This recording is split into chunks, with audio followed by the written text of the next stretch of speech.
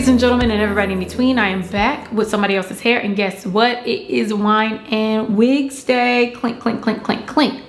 It's watering Wednesday.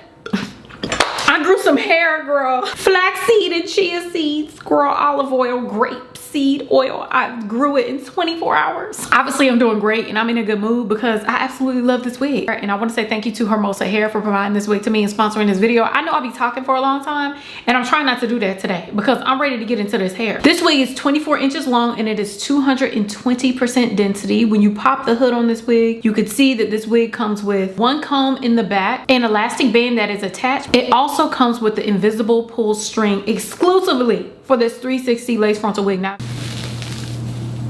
oh, I think this may be a winner. Ooh, oh, that's gonna melt like crazy though. Oh,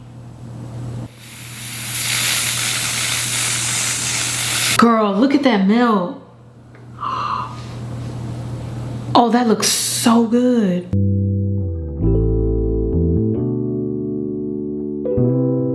Can you believe my mic went out right while I was trying to explain to you how to pull this hair up into a bun and get that back 360 lace rocking? Yes, it went out, but still, we can talk about it now. So I'm gonna pull all this hair up into a bun.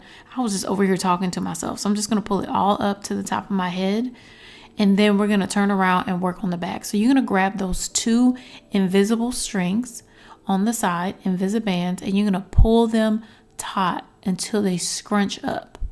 And you can see that the wig is tightening at the bottom, so you can no longer see the lace, and basically it ripples up to where it's seamless. Now I'm gonna take those little buttons and I'm gonna pull them towards the side of my head and then tuck the strings in. You also could trim your strings if you would like.